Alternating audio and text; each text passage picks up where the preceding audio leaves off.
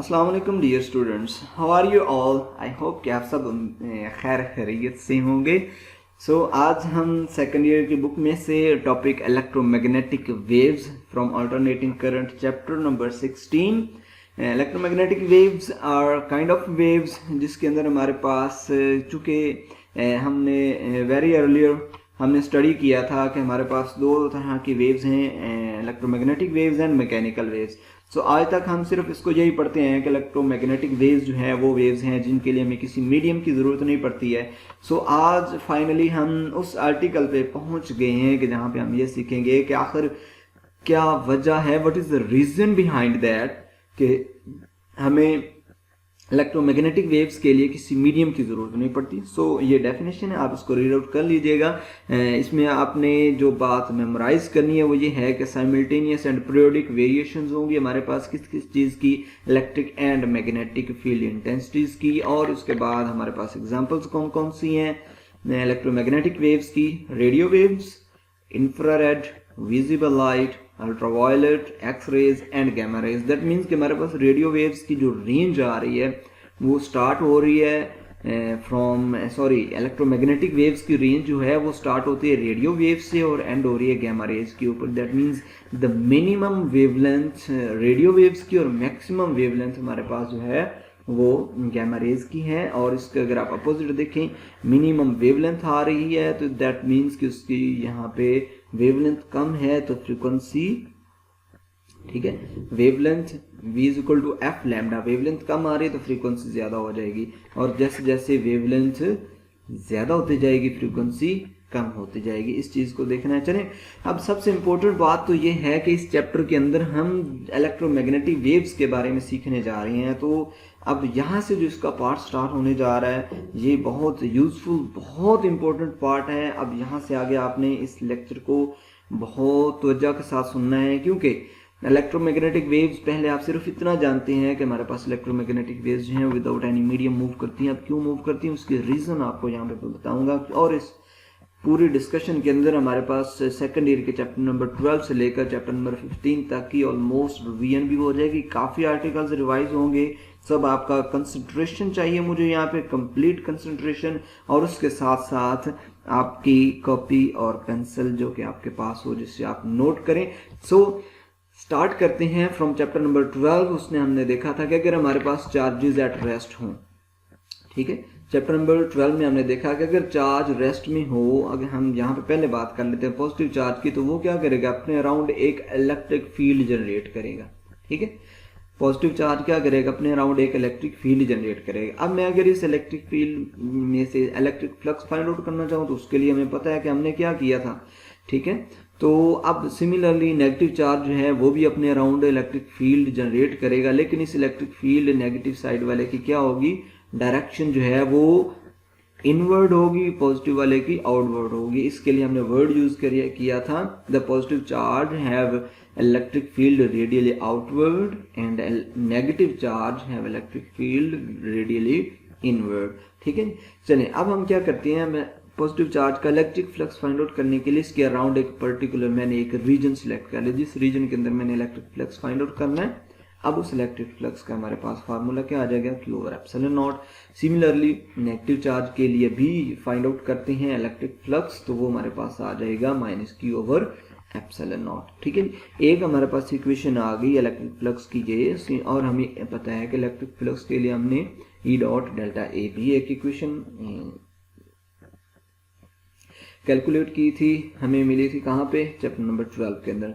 और अब अगर मैं गाउस लॉ फॉर इलेक्ट्रिसिटी लिखूं तो यहाँ पे देखिए ये भी इलेक्ट्रिक फ्लक्स, ये भी electric flux. So both of these values of electric flux मैं इन दोनों को इक्वेट कर सकता हूँ।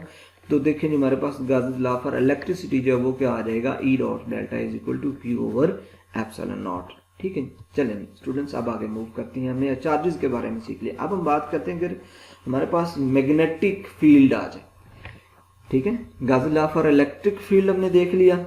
अब मैग्नेटिक फील्ड के लिए क्या है, हमें पता है एक बार मैग्नेट है नॉर्थ पोल से साउथ पोल की तरफ, मैग्नेटिक फील्ड ऑफ लाइंस जा रही हैं। अब इसमें भी अगर मैं एक पर्टिकुलर रीजन सिलेक्ट कर लेता हूँ, किस रीजन के अंदर मैं कहता हूँ मैंने फाइंड आउट करना है द फ्लक्स, मैग्नेटिक फ्लक्स, तो क्या होगा, मैं अगर कंसिडर करूं कि जो नॉर्थ पोल है उसका नेगेटिव चार्ज और साउथ पोल का नेगेटिव चार्ज है, नॉर्थ पोल का चार्ज पॉजिटिव ले रहा हूं, तो देखिए हमारे पास इस रीजन के अंदर क्या आएगा, magnetic flux zero. What is the reason, क्योंकि जितना नॉर्थ पोल से मैग्नेटिक फ्लक्स एमिट हो रहा है उतना ही साउथ पोल की तरफ मैग्नेटिक फ्लक्स पहुंच रहा है।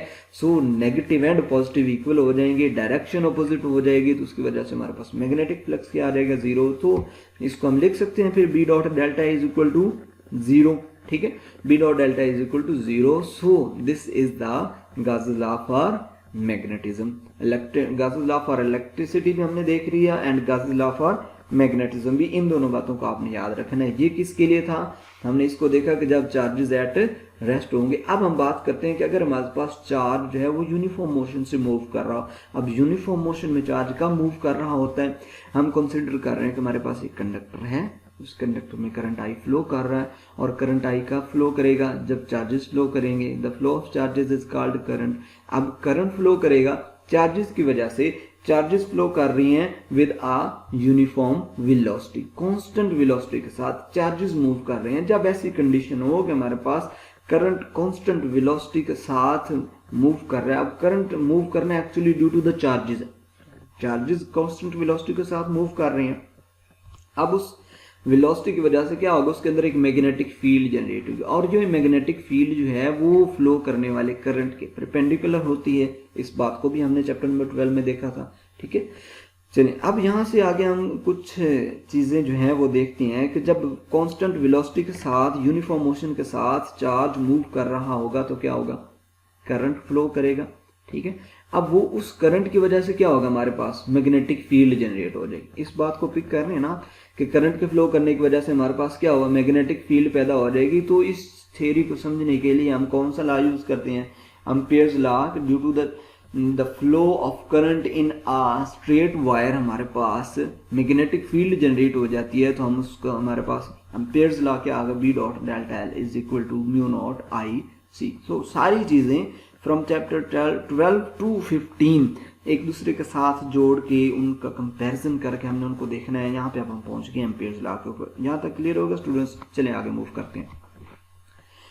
अब हमने अभी तक जितना स्टडी कर लिया उसमें हमने देखा कि जब चार्जेस रेस्ट में होंगे तो इलेक्ट्रिक फील्ड जो है वो जनरेट होगी, जब चार्जेस मोशन में होंगे तो उसकी वजह से मैग्नेटिक फील्ड पैदा होगी। ये दो बातें तो क्लियर हो गई, ठीक है जी। चलें अब थर्ड है कि जब चार्ज एक्सेलरेट करेगा। अब एक्सेलरेट करने का मतलब है कि चार्ज की स्पीड कम भी हो सकती है, ज्यादा भी हो सकती है। चार्ज की स्पीड कंटिन्यूसली इंक्रीज भी होती जा सकती है, डिक्रीज भी होती जा सकती है। दैट मीन्स कि एक्सेलरेशन भी हो सकता है, डिसलेरेशन भी हो सकता है।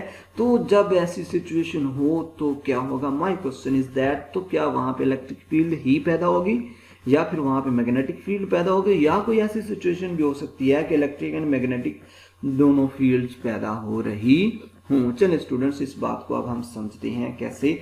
अब अगर आपको याद हो तो हमने चैप्टर के अंदर पढ़ा था E is equal to minus V over delta R. So ये किसका फार्मूला था, इलेक्ट्रिक फील्ड का, और ये किसके इक्वल आ रहा था, पोटेंशियल ग्रेडियंट के। वी ओवर डेल्टा आर को यू रिमेंबर दैट, हमने इसको कहा था कि दैट इज पोटेंशियल ग्रेडियंट। अब इस पोटेंशियल ग्रेडियंट को थोड़ा सा समझ लें, उस वक्त क्लियर नहीं हो सका था। V over delta R that means के delta R is the length of the conductor. अगर हम बात करें कि हमारे पास कोई एक रेजिस्टिव कंडक्टर है तो उस कंडक्टर का potential with respect to length कम होता जाएगा according to this formula, that is actually known as the potential gradient. अब मैं इसमें से मैंने V को एक साइड पे कर लिया, V is equal to E dot delta R. अब चूंकि नेगेटिव साइन जो है वो एक डायरेक्शनल फैक्टर है तो मैं इसको इग्नोर कर रहा हूँ यहाँ पे, ओके। सो अब आ जाए स्टूडेंट्स, नीचे मूव करें, that is the Faraday's law of electromagnetic induction. You remember that chapter number 15 में हमने पढ़ा Faraday's law of electromagnetic induction. इसका फार्मूला भी हमने डिराइव किया था, is equal to minus delta phi B over delta T, that is the Faraday's law of electromagnetic induction. अब ये हमें क्या बता रहा है कि change in the magnetic flux with respect to time is cause to produce the EMF, that means potential, ठीक है, ईएमएफ। अब यहाँ पे इसको थोड़ा सा आगे लेके चलें, मैं आपको डिटेल लिखता हूँ। मैं क्या कहता हूँ कि चेंज इन मैग्नेटिक फ्लक्स, ये delta phi B, change in magnetic flux with respect to time cause to induce the EMF. और जब ईएमएफ इंड्यूस होती है तो उसकी वजह से क्या होता है, करंट पैदा हो जाता है, ठीक है, करंट इंड्यूस होता है। अब इस इंड्यूस करंट की वजह से, और ये करंट कब फ्लो करेगा, जब उसके अंदर क्या होगा, इलेक्ट्रिक फील्ड जनरेट होगी। यू रिमेंबर स्टूडेंट्स कि हमने कि करंट कब फ्लो करेगा, जब इलेक्ट्रिक फील्ड पैदा होगी तो उस वक्त करंट फ्लो करेगा। अब इसको एक डायग्राम से मैं समझाने की कोशिश करता हूँ कि हमने एक कांस्टेंट मैग्नेटिक फील्ड ले ली, ये क्रॉस आपको बता रहे हैं, ठीक है। कांस्टेंट मैग्नेटिक फील्ड के अंदर हमने एक कंडक्टर लिया। अब इस करंट कैरिंग कंडक्टर के अंदर, इस कंडक्टर को जब मैं मैग्नेटिक फील्ड के अंदर रोटेट करवाता हूँ तो क्या होता है, ये कंडक्टर जो है ये फील करता है कि इसका मैग्नेटिक फ्लक्स, जो कि ये मैग्नेटिक फील्ड ऑफ लाइन से मैग्नेटिक फ्लक्स चेंज होता है, ठीक है, डेल्टा फाई बी होता है। तो with respect to time, that means यहाँ से मैं यहाँ तक लेके जाता हूँ, विद रिस्पेक्ट टू टाइम उसका मैग्नेटिक फ्लक्स चेंज हुआ। अब उस मैग्नेटिक फ्लक्स के चेंज होने की वजह से क्या होगा, उसके अंदर ईएमएफ इंड्यूस हो जाएगी। अब वो ईएमएफ इंड्यूस होगी तो इसमें करंट फ्लो करेगा from bottom to upward direction, यही पढ़ा था हमने। तो जब करंट फ्लो करेगा तो उसके साथ हमने पढ़ा था कि उसके बॉटम में और उसके टॉप पे इलेक्ट्रिक फील्ड भी पैदा हो जाएगी। तो यहाँ से हम क्या कंक्लूड कर सकते हैं, क्या हम इनडायरेक्टली ये कह सकते हैं कि हमारे पास change in magnetic flux cause to produce electric field, ठीक है, चेंज इन मैग्नेटिक फ्लक्स जो है cause to produce electric field. अब यहाँ पे फिर हम देखते हैं कि हमारे पास जो Faraday's law of electromagnetic induction है वो थोड़ा सा चेंज होगा। तो वो कहाँ पे हम उसको कैसे लिख सकते हैं, यहाँ से देखें, potential E dot delta R, उसको मैंने ई डॉट डेल्टा एल लिख दिया, तो minus delta phi by delta T. So ये Faraday's law of electromagnetic induction. यहाँ पे स्टूडेंट्स एक बात हमने क्लियर कर ली कि change in magnetic flux cause to produce the electric field, इस बात को आपने रिमेंबर रखना। अब हम आगे, हमारा पर्पस ये है कि क्या कोई ऐसी सिचुएशन है, क्या इसका कोई वाइस वर्सा भी मौजूद है, क्या ऐसा भी हो सकता है कि चेंज इन इलेक्ट्रिक फ्लक्स जो है वो काज to produce the magnetic field हो, क्या ऐसे भी कोई हमारे पास सिचुएशन है, क्या ऐसी पॉसिबिलिटी है। तो इस चीज को समझने के लिए हम फर्दर मूव करते हैं। एम्पेयर्स लॉ हमने कहा कि हमारे पास B dot delta is equal to mu naught I C है। अब यहाँ पे आई सी इसको क्यों रिप्रेजेंट कर रही हैं, ये एक डिस्कशन है, यहीं पे हमारी ये भी क्लियर हो जाएगी। अब यहाँ से स्टूडेंट्स स्टार्ट होता है मैक्सवेल, जिसने 1864 के अंदर साइंटिस्ट ने मैक्सवेल ने हमें ये एक बहुत ही यूनिक किस्म की जो रिसर्च है वो प्रपोज की थी कि उसने कहा कि हमारे पास जो इलेक्ट्रिक फील्ड है वो मैग्नेटिक फील्ड को सपोर्ट करती है और मैग्नेटिक फील्ड इलेक्ट्रिक फील्ड को सपोर्ट करती है। That is why electromagnetic wave जो है वो स्पेस में से भी पास कर लेते हैं, क्योंकि उनको किसी मीडियम की ज़रूरत नहीं होती। अब इस चीज़ को उसने किस तरह से साबित किया था, ये पैरेलल प्लेट कैपेसिटर, कैपेसिटर के दो पैरेलल प्लेट्स हैं, उनका मैंने सर्किट कंप्लीट किया, उसको सप्लाई उसको दी, एक पॉजिटिव और नेगेटिव के साथ कनेक्ट कर दिया। तो क्या होगा, जब सर्किट कंप्लीट होगा तो करंट IC फ्लो करेगा। IC means the current flowing in the conductor. यहाँ पे C किस चीज को रिप्रेजेंट कर रहा है, कंडक्टर को, कि current flowing in the conductor. जब करंट फ्लो करेगा तो क्या होगा, वो इन प्लेट्स को चार्ज करना स्टार्ट कर देगा, ठीक है। तो ये प्लेट्स पॉजिटिवली चार्ज होना स्टार्ट हो जाएगी, ये प्लेट नेगेटिवली चार्ज होना स्टार्ट हो जाएगी, ठीक है। और जैसे जैसे टाइम गुजरेगा इसके अंदर इलेक्ट्रिक फील्ड स्ट्रॉन्ग होती जाएगी। एज यू रिमेंबर दैट ना, कैपेसिटर कभी भी इमीडिएटली चार्ज नहीं होता, with respect to time slowly charge होता है, ठीक है। जब कैपेसिटर आहिस्ता आहिस्ता चार्ज होगा तो क्या होगा, इलेक्ट्रिक फील्ड अभी यहाँ पे वीक है, ठीक है। तो थोड़ा सा टाइम गुजरेगा, electric field become more stronger, more and more stronger. Electric field क्या होगी, ज्यादा स्ट्रॉन्ग होती जाएगी। तो यहाँ पे हम स्टूडेंट्स एक पॉइंट P ले लेते हैं, जिसके बारे में मैक्सवेल का आइडिया था। उसने कुछ यूनिक काम जो किया, जो कि हम उसको इजीली समझ नहीं सकते। उसने क्या किया कि उसने कहा कि यहाँ पे पॉइंट P है, क्योंकि हमने पीछे पढ़ा ना कि changing magnetic field cause to produce the electric field. अब यहाँ पे वो कह रहा है कि इलेक्ट्रिक फील्ड चेंज हो रही है ना, पहले इलेक्ट्रिक फील्ड वीक थी अब स्ट्रॉन्ग होगी, that means change in electric field आ गया। अब यहाँ पे उसका क्रिटिकल पॉइंट था, इज देयर एनी रीजन कि ये चेंज इन इलेक्ट्रिक फील्ड जो है वो काज बने कि यहाँ पे मैग्नेटिक फील्ड भी जनरेट हो जाए। तो उसके लिए स्टूडेंट्स उसने फिर क्या किया, यहाँ पे एक पॉइंट पी लिया और इस पे हमने फाइंड आउट करना है कि क्या यहाँ पे कोई मैग्नेटिक फील्ड इंड्यूस हो रही है या नहीं। ठीक है जी। सो इलेक्ट्रिक फील्ड की हमें पता है, हमने फार्मूला पढ़ा था, electric field is equal to sigma और एप्सिलॉन नॉट। ठीक है, अब सिग्मा चूंकि सरफेस चार्ज डेंसिटी होती है तो वो चार्ज पर यूनिट एरिया आ जाएगा, is equal to Q over A times 1 over epsilon naught. अब यहाँ पे इसको थोड़ा सा मैं रीअरेंज करूँ तो ए अगर ई के साथ मल्टीप्लाई हो जाए, E dot A is equal to 1 over epsilon naught times Q आ जाए, तो ये ई डॉट ए जो है ये किसके इक्वल आ जाता है, इलेक्ट्रिक फ्लक्स के इक्वल आ जाता है। सो इसको अब मैं इलेक्ट्रिक फ्लक्स हमने देख लिया, तो मैं क्या करता हूँ, ये पॉइंट पी के अराउंड मैंने एक पर्टिकुलर रीजन ग्रीन लाइन से सिलेक्ट कर लिया कि मेरा पर्पस है कि मैं इस रीजन के अंदर फाइंड आउट कर सकूं क्या due to the change in electric flux magnetic field पैदा होती है या नहीं। तो डियर स्टूडेंट्स, मैंने इस इक्वेशन को लिखा। अब इस इक्वेशन को मैं क्या करता हूँ, बोथ साइड पर डेल्टा टी से डिवाइड करता हूँ। तो ये वाली टर्म जो मेरे पास आ रही है, ये term delta Q by delta T, that is current. As you know the rate of change of charge, ठीक है, with respect to time, that is called हमारे पास करंट। सो ये करंट जो है, ये करंट क्योंकि यहाँ पे इंड्यूस हो रहा है इस पॉइंट पी के ऊपर। अब यहाँ पे करंट इंड्यूस हो रहा है तो सोचने की बात है कि यहाँ पे तो हमारे पास कोई कंडक्टर नहीं है, there is no free charge, free charges नहीं है, चार्जेस मूव करेंगे तो करंट होगा। अब करंट किस वजह से यहाँ पे इंड्यूस हो रहा है, ठीक है, हमारी कैलकुलेशन बता रही है कि नहीं हमारा करंट इंड्यूस हो रहा है, यहाँ पे करंट पैदा हो रहा है। अब ये करंट किस वजह से है, क्योंकि यहाँ पे इन दोनों प्लेट्स के दरमियान ये जो फासला है इसको हम डिस्प्लेसमेंट कहते हैं। ठीक है, दैट डिस्प्लेसमेंट डी से हमने इसको रिप्रेजेंट किया था। तो अब ये जो करंट इंड्यूस हो रही है डिस्प्लेसमेंट के अंदर हो रही है, तो इसको हम नाम दे देते हैं डिस्प्लेसमेंट करंट का। तो साथ ही साथ हम इसको रिप्रेजेंट कर देते हैं आई डी से। ठीक है स्टूडेंट्स, यहाँ पे हमने इसको आई सी से लिखा था, the current flowing in the conductor. अब यहाँ पे जो करंट है उसको हम लिख रहे हैं आई डी से, that is the current in the displacement of the two parallel plates।